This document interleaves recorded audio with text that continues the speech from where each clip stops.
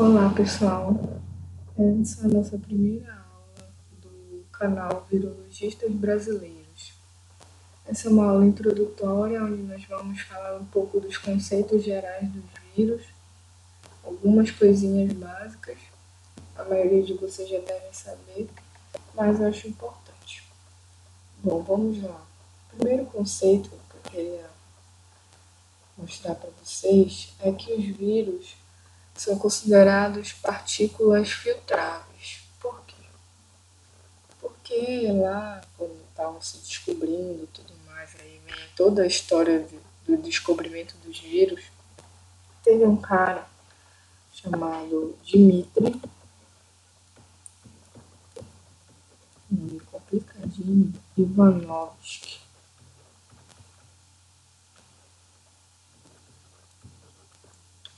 que ele passou a seiva de plantas que estavam doentes por um filtro. E esse filtro era conhecido por reter a maioria das bactérias, ou pelo menos todas as bactérias que se conheciam naquele tempo. Nesse filtro tinham poros muito pequenos, tanto que conseguiam reter as bactérias que naquele tempo eram os menores seres que eles conheciam.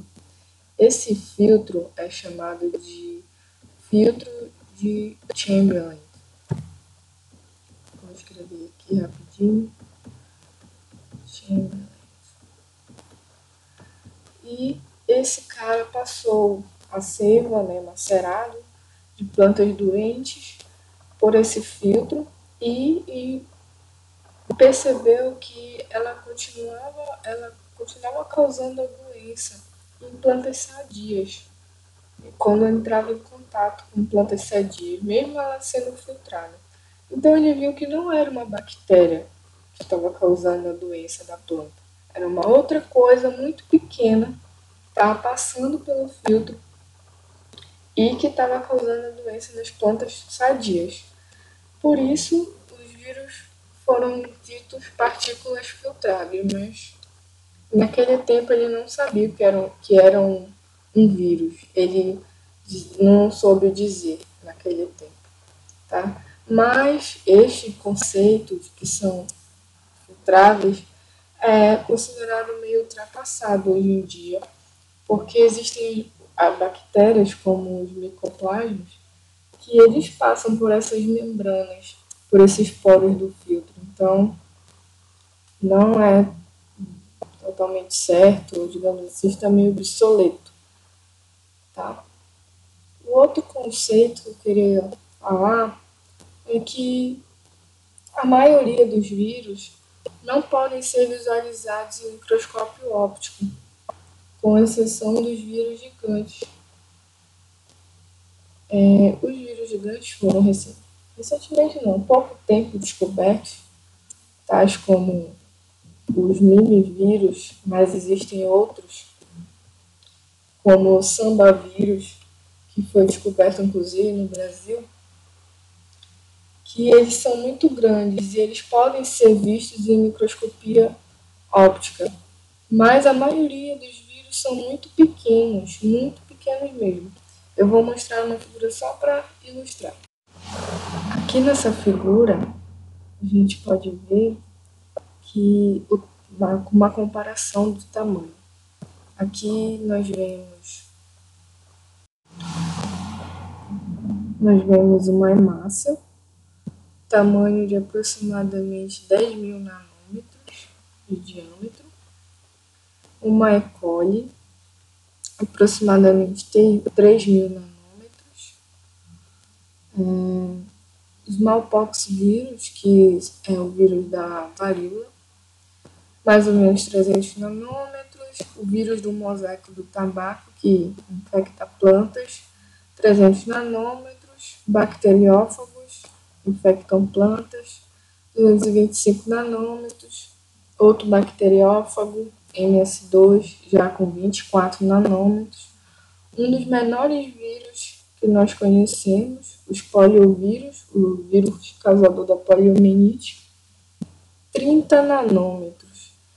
Olha só, comparável ao ribossomo bacteriano, ou seja, muito pequeno mesmo. Então, por isso que eles passavam nos filtros de Chamberlain.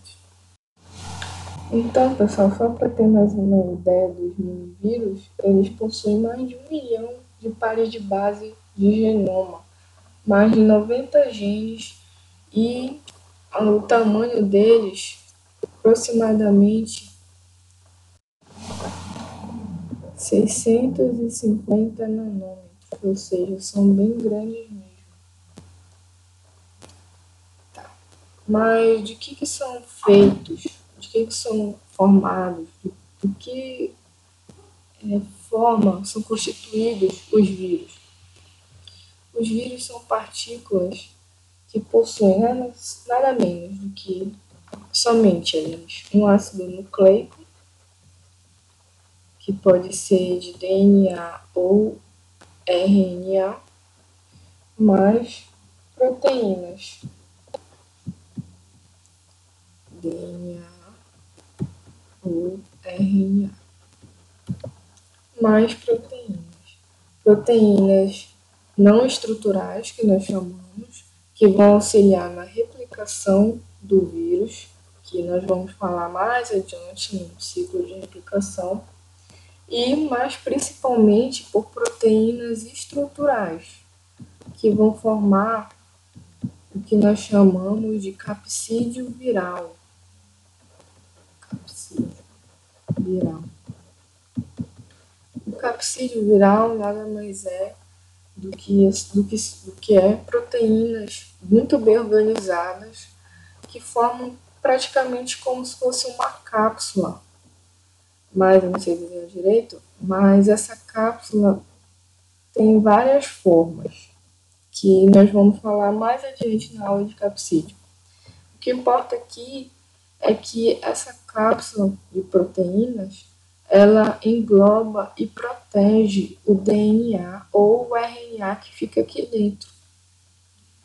Então, a principal função ela é de proteger o DNA ou o RNA, o genoma, digamos, mais corretamente. E essas proteínas que estão aqui na superfície, elas também são as primeiras a interagir com os receptores do hospedeiro, com as nossas células. Elas são as primeiras que vão interagir com os nossos receptores e permitir a entrada do vírus. Isso vai depender de cada espécie de vírus, claro. Um outro conceito que eu queria falar para vocês é o envelope viral. O que é esse envelope? Alguns vírus possuem uma membrana composta de lipídios, proteínas e glicoproteínas. O que é essa membrana? Essa membrana ela recobre o capsídeo, tá? Então aqui nós teremos o DNA, teremos o capsídeo viral e alguns tipos de vírus ainda possuem um envelope, uma membrana que envolve esse capsídeo. E essa membrana é formada principalmente de lipídios e proteínas, tá? E esse envelope é formado pelo brotamento. Quando a partícula viral está completa e vai sair, né, da célula, se ela sair por essa forma de brotamento, que está a célula, e ela vai levando um pedaço da membrana plasmática da célula, e leva junto com ela a membrana. Tá? Quando o vírus não tem esse envelope viral, esse envelope, essa membrana, nós chamamos ele de capsídeo desnudo. Você vai ouvir em alguns livros isso, falar que o vírus é desnudo, que nada mais é do que isso, que ele não tem envelope. Porém, você deve estar pensando, os vírus que têm envelope estão mais à frente aí, estão ganhando vantagem, né? Porque eles têm mais uma membrana para proteger o genoma. Mas não é bem assim. Esses vírus envelopados, eles são facilmente destruídos no ambiente. Eles precisam geralmente de um lugar úmido para se manterem. Eles são rompidos facilmente também por ressecamento, por condições ácidas, por detergentes, solventes e outras coisas. Eles geralmente são transmitidos por fluidos, sangue e tecidos. A maioria também não consegue sobreviver ao pH ácido do trato gastrointestinal, do estômago. Qual um vírus que nós podemos dizer que é um exemplo de vírus envelopado? Vírus influenza. Vírus influenza, que é o vírus causador aí da maioria dos casos de gripe. Não é o único, mas é um dos. E você vê que ele é transmitido principalmente pelas gotículas que são expelidas quando a pessoa espirra, ou seja, um lugar úmido. Ou seja, talvez o vírus desnudo, com capsídeo desnudo, são mais facilmente disseminados no ambiente, porque eles conseguem resistir por mais tempo no ambiente. Nós podemos citar aí como um vírus que não tem envelope, os norovírus. Eles causam grandes epidemias de diarreia em vários países, porque eles conseguem resistir por muito tempo no ambiente, sem ser destruído. Tá? Um outro conceito bem antigo que a gente aprende bem no ensino médio é que os vírus são parasitas intracelulares obrigatórios. Bom, só citando esse assunto, que eles são, para ser, claro, intracelular, eles têm que ser muito pequenos, porque eles precisam entrar dentro de uma célula, se uma célula já é bem pequena, para entrar eles precisam ser menores ainda. E eles são parasitas, porque a maioria deles se aproveita, quer dizer, eles se aproveitam da maquinaria celular, né? Por isso eles de uma outra espécie, por isso são ditos parasitas, e obrigatoriamente, porque se eles não fizerem isso, eles não se multiplicam e não, não conseguem, não evoluem, vão ser extintos. Né? Porém, esse conceito é mais ou menos. Por exemplo, porque nem todos os vírus causam parasita, me lembra muito doença, mas nem todos os vírus causam doença. Tá? Existem milhares de vírus, mais de 2.000 espécies de vírus, e só umas 650 causam doença em seres humanos. Então, esse termo parasita é mais porque ele está explorando a maquinaria celular, tá? Não confundo como ele causando doença. O outro conceito é que, deixa eu ver, eles não podem produzir energia ou substratos, nem suas próprias proteínas fora de uma célula. Isso leva a uma outra questão. Será que os vírus são seres vivos? Isso é muito discutido no meio científico. Será que eles são seres vivos? Por quê? Porque no ambiente, quando eles estão no ambiente, fora da célula, eles são somente produtos químicos que estão inertes. Eles ficam lá, parados, sem fazer nada, sem mexer com ninguém, sem incomodar ninguém, somente parados, ou seja, não tem vida ali. Eles não produzem energia, não se multiplicam, não produzem suas próprias proteínas, não fazem nada. Porém, quando eles entram numa célula, quando eles encontram uma célulazinha e conseguem entrar, aí tudo muda, porque eles se apossam da maquinaria celular, replicam o seu genoma, produzem novas partículas, novos capsídeos, empacotam o seu genoma e, em alguns casos, destroem a célula ou a célula continua por algum tempo viva ainda. Ou seja, isso está vivo, porque está se multiplicando, está produzindo proteínas. Então, essa é a grande questão. Será que eles são vivos? São seres vivos ou não? Deixo aí para você formar a sua opinião. Bom, um excelente virologista, um dos mais conceituados no meio científico, é o senhor Vicente Raffaello. E ele disse o seguinte uma vez no curso dele, que os vírus só existem porque fazem um monte de cópias de si mesmos e a seleção natural faz o resto. Se um vírus foi extinto, outro vem em seu lugar. Essa para mim é a melhor definição de vírus, porque eu creio que seja isso mesmo. Eles só estão interessados em formar cópias de si mesmos. E a seleção natural, claro, seleciona, filtra ali os melhores, que estão mais adaptados, mais evoluídos, que conseguem permanecer por mais tempo naquele organismo. E se um for extinto, o outro vem em seu lugar. Outra cepa mais resistente, ou outra linhagem que consegue se ligar melhor a um receptor.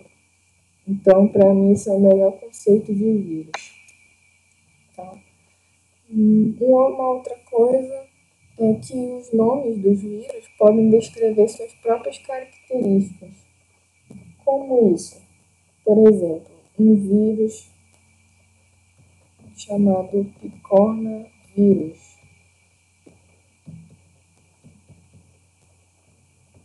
Pico vem de pequeno, tá? E ele é aquele vírus causador da poliomielite, que tem aproximadamente 30 nanômetros de diâmetro, e o nome já dá uma dica de uma característica dele, que ele é bem pequeno. Aqui, o nome dá uma outra dica também, o genoma dele. Olha aqui, se a gente prestar bem atenção, no próprio nome dele forma a palavra RNA, que é o genoma dele, que o genoma dele é de RNA, tá? Então, em algumas famílias, você vai poder procurar o DNA ou RNA, como a família, a espécie Padinavirus, que tem DNA no nome. O retrovírus também, o retro, vem de reverso, que é por causa da transcrição reversa que o HIV faz. Então, é uma outra dica. Por exemplo, adenovírus.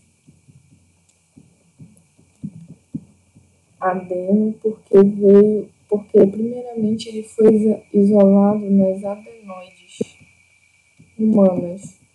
Então, por isso que ele tem esse nome. Ou também pode dizer a cidade, primeira cidade que aquele vírus foi isolado, como por exemplo, sapovírus. Que é isso? Vírus que causa alguma coisa sapo? Não. Vem da cidade de Sapporo, que é localizada no Japão. Por isso, sapovírus.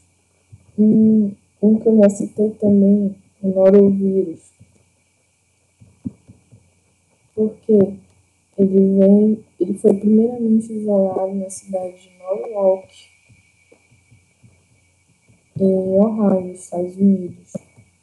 Por isso, ele tem esse nome. O Coxsackie-vírus, também primeiramente isolado na cidade de Coxsackie, em Nova York. Então, por aí vai. Esse aqui é um outro conceito também, de que eles podem ser agrupados pelo tipo de doença que causam ou pelo tecido-alvo que dá doença, como, por exemplo, o vírus da hepatite, que causa a destruição dos hepatócitos, hepatite. Por exemplo, vírus respiratórios, que englobam vários vírus. Ou também, essa é uma coisa bem geral, tá, gente? Mas vocês vão perceber que tem alguns casos. Pelo tipo de vetor, por exemplo, os arbovírus, eles são transmitidos por artrópodes, né? Geralmente insetos, mosquitos. Esse nome vem da palavra inglesa arthropod borne, tá? Daí o nome arbovírus.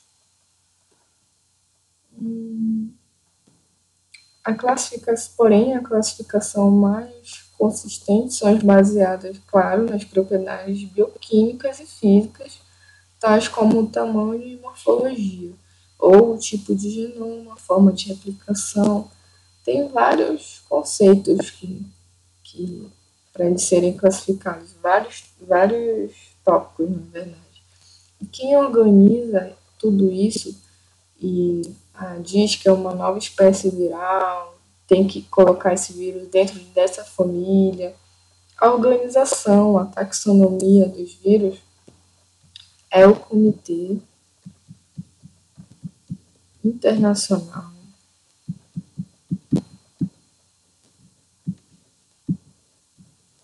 de Taxonomia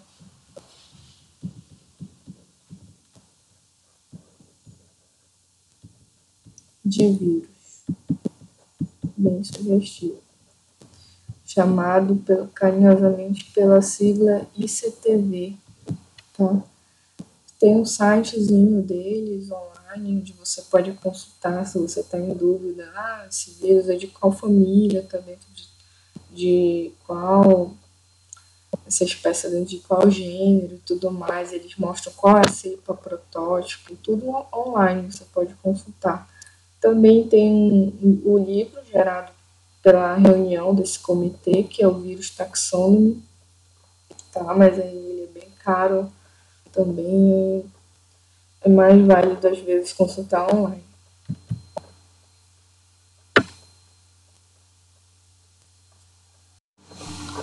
Bom, uma outra coisa também importante é o genoma dos vírus, que pode, como já falei, ser de DNA ou RNA.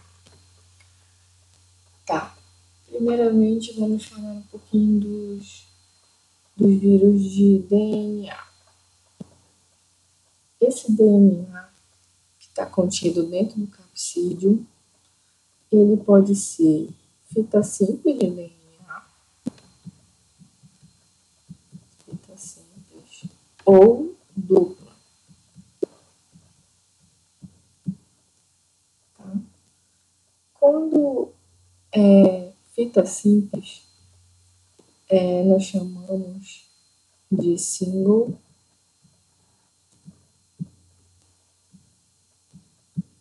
strand, que nada mais é do que simples fita em inglês. Abreviadamente, usamos a sigla SS, que é Single Strand, ssDNA. Isso também vale, tá, gente? Desculpa, não falei antes, para RNA também. Pode ser tanto de fita simples, RNA, ou fita dupla, ssRNA. Quando é de fita dupla, é double strand, tá?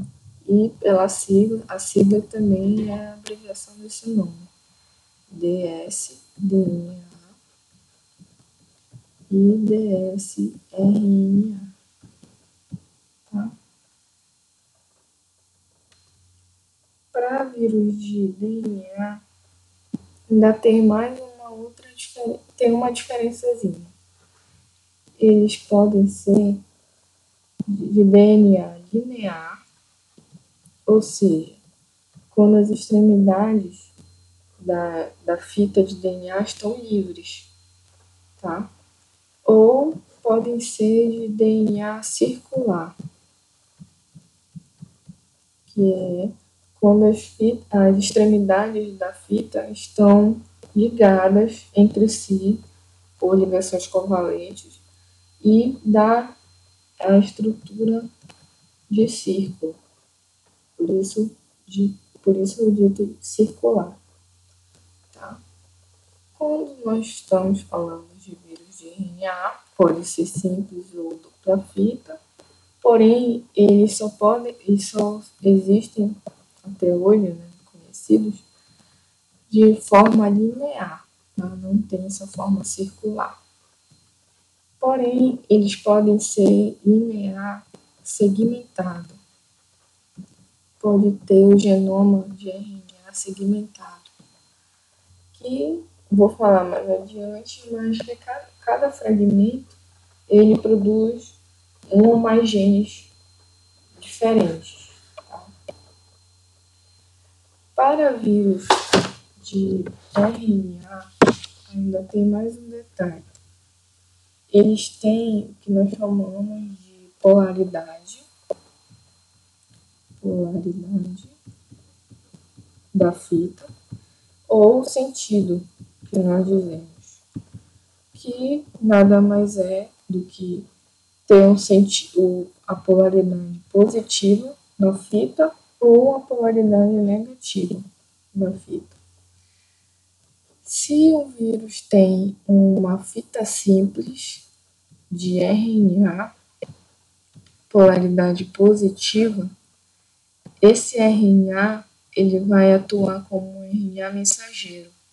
Então, quando ele chegar na célula, ele vai ser imediatamente traduzido pela maquinaria celular produzindo as proteínas. Se ele tiver um RNA de fita simples, polaridade negativa, é o oposto, ele tem uma fita complementar ao do RNA mensageiro. Então, precisa primeiro ocorrer essa produção da fita complementar para depois traduzir as proteínas. Vou falar mais adiante disso, tá? Isso aqui era só mais um detalhe. Quando nós temos uma partícula viral completa, tá? Pronta para ser pronta, completa, infecciosa, e quando ela está fora da célula, nós dizemos que isso é um vírus. Tá? É um conceitozinho. Precisa ser uma partícula viral completa e fora da célula. É um vírus. Um outro conceitozinho, só para vocês lembrarem depois, é que quando nós temos o genoma mais o capsídeo viral, nós chamamos isso de nucleocapsídeo, tá? Só um detalhe, porque vocês vão ver em vários livros isso. Então, só lembrar, na verdade é um capsídeo desnudo, ele não tem envelope, é o genoma mais capsídeo, o nucleocapsídeo. E só para fechar, existem vários tipos virais para todas as espécies que têm células, bactérias, vírus que infectam bactérias, na verdade, eles são ditos bacteriófagos.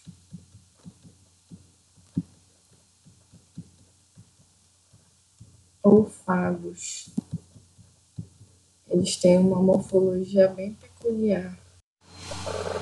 Olha só, esses são os bacteriófagos, você já deve ter visto em nos livros, são os mais conhecidos, né, porque eles têm essas fibras, essas cauda, e eles têm essa morfologia bem diferente, bem bacana mesmo. Existem vírus que infectam plantas também, como os gemivírus, geminivírus, desculpem. Tem os potivírus também. E os vírus que infectam animais, que são uma afinidade deles. E nós vamos focar aqui nos que causam doença em humanos, principalmente, tá? Incluindo. Mas vamos falar de alguns animais também. Bom, gente, era isso. Espero que vocês tenham gostado do vídeo. É mais uma introdução. Nos próximos vídeos nós vamos aprofundar um assunto. Vamos ver um vídeo de capsídeo. Vamos ter um vídeo de capsídeo viral. Vamos ter um vídeo só de Comitê Internacional de Taxonomia de Vírus. Quem tiver dúvidas, sugestões e críticas, pode mandar um e-mail para virologistasbrasileiros@gmail.com. E se você gostou do vídeo, inscreva-se no canal que vão ter muito mais. E dá um likezinho aí só para ajudar, tá? Valeu, obrigado. Ajudar, tá? Valeu, obrigado.